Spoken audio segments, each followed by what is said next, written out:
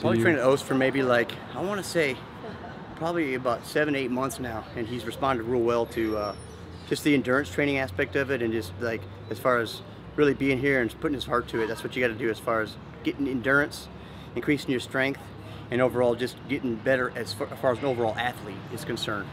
So weights and resistance training is just such a vital, important role to any sort of sport, whether it's ballet to jiu-jitsu to any sort of martial arts. You've got to do weight training for endurance. So, and he's responded well. I started martial arts when I was 5 years old. I started with karate in Abu Dhabi, and I did that for like a couple of months when I was younger, but then you know how it goes, I just lost interest and stopped doing martial arts all in all, up until 2008, where I just thought, like, I started watching a lot, like I started watching MMA in 2005, 2004, like really a lot and stuff, and 2008 was the year where I was like, man, you know what, I can do this, you know, this is not hard, I can do this. So, and especially when I started seeing like people like Anderson Silva putting everything together. Like, I knew you could do kickboxing, you could do jiu-jitsu, you could do all that, but it's not the same, you know, like. So in my mind, I still had that striker mentality is always gonna win with a one-punch knockout, Bruce Lee kind of stuff, you know. But then there came my cousin Bilal al-Rajabi back home. When I was studying in Malaysia, I was doing Muay Thai at the time, and he was like, maybe you should look into Brazilian Jiu-Jitsu. It's really interesting. And I heard about it, but I never really knew what it's about. I only thought, okay, these are people rolling on the ground, you know, like there's nothing behind it. But when I was in Malaysia in 2009, I couldn't, I was doing Muay Thai, but there was no Jiu-Jitsu schools at all. So what happened is, like, I kept on training Muay Thai, just like basically no competition or anything, just like training because I liked the training. It is worth it. It is all worth it. Life changing, you know? Gracie Barra changed everything. If this was still me 5 years ago, I'd be smoking, sitting in the street. I feel great, man. We've been training really hard past 3 months, especially the past month with Coach Ali. I feel great. I'm not nervous or anything. Just feel really good. Hopefully we perform and just represent Gracie Barra Westchase to the best of our abilities.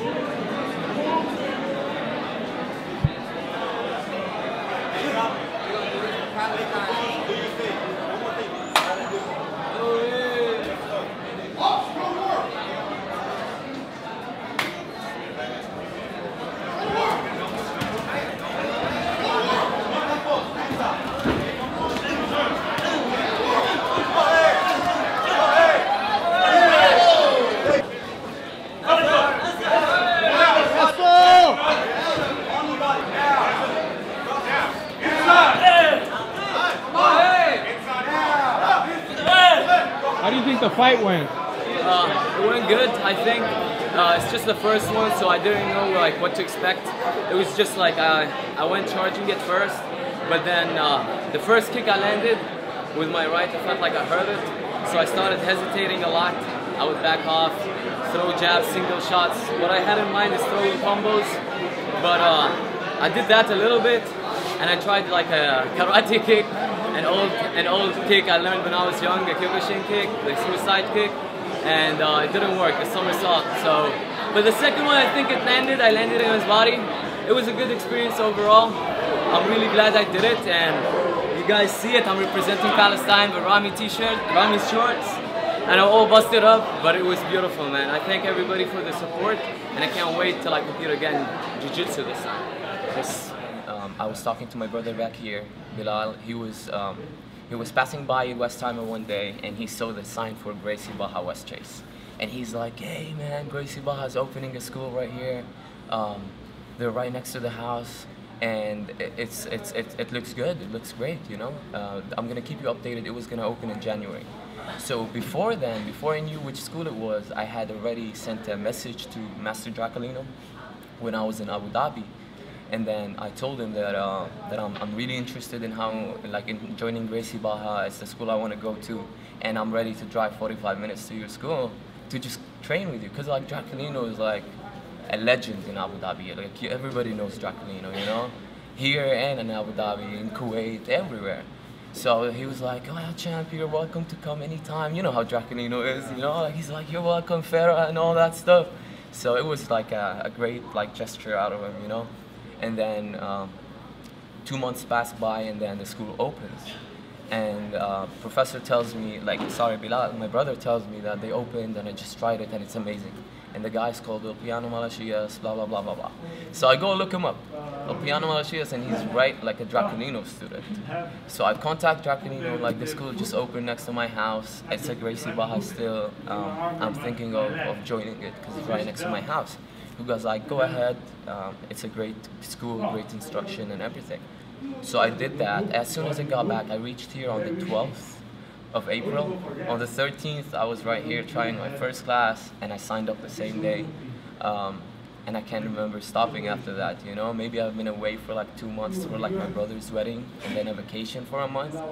But I always stayed active, man. Jiu-Jitsu had just changed everything. Like, you think you were fit or you were into martial arts before this, wait till you try like Jiu-Jitsu. It's just a complete, like a life-changing experience, man. I never got this kind of satisfaction doing anything in my life, you know. Like, this is the one thing that like gave me a purpose. Like, since I was a white belt, I've been thinking of getting my black belt and just opening a school and like teaching like unprivileged kids, you know, where back home you don't see a lot of legit jiu-jitsu schools, like straight jiu-jitsu schools. You see a lot of MMA schools, but it's not the same. And the kids back home, like, they got heart, they got everything, but they don't have opportunities like here, you know. So that's like a mission for me. Just take whatever I'm learning here from Professor Opiano and just take it to that side of the world, you know, and just keep the Gracie Barra legacy alive and just have a school in every city. I look up to all the students, okay? So as much as sometimes you think, oh, professor thinks this, I don't think anything. I'll go by what you want, you know? Say you're a competitor. I have to evaluate you by a competition. No results, you don't have to be a champion to change the belt. But I want to make sure you go compete on the same level of the other guys. Some people, I have a student here, 8 years old. I can't expect that that guy compete. Why? He's 8 years old. I don't even have anybody to compete with him. So I don't go with that person by tournaments, okay? So today, there is an important day. This guy, he improves a lot. He got here a long time ago. And today is his day, okay? So, Oss, step.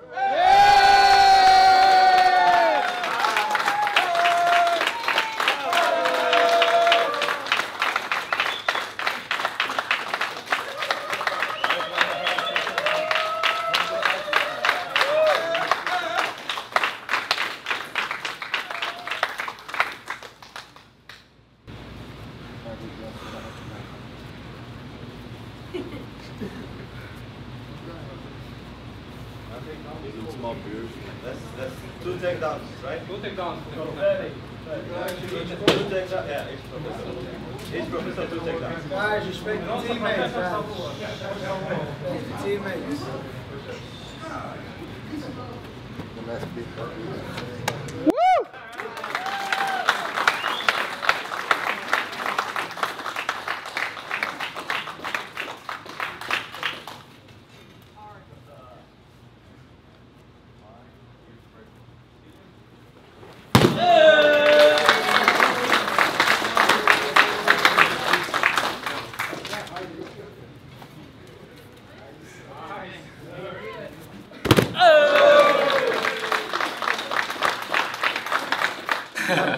Man, I don't know, man. It's indescribable. Like, I don't know. I worked so hard for this.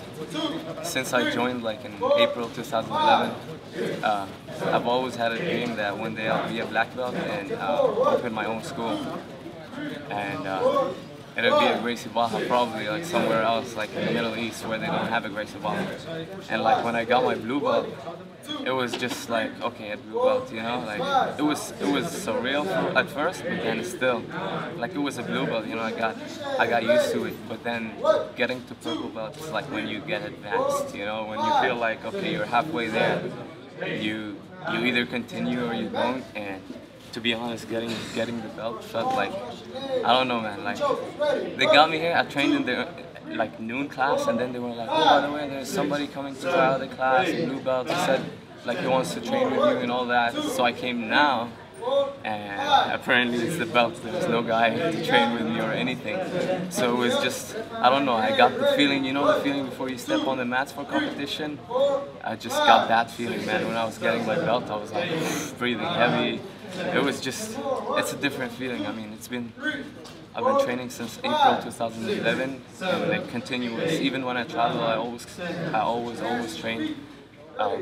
And this place is like my house, you know. Like I have to check in every day. I have to, and like to see it pays off, man. And especially to come from professional piano. I mean, if anything happens and if I ever move, I still want to be promoted from this school, you know, because this is like my house since I started training. I mean, I don't know, man. I feel like, I don't know, man. It's just indescribable, you know. It's just crazy.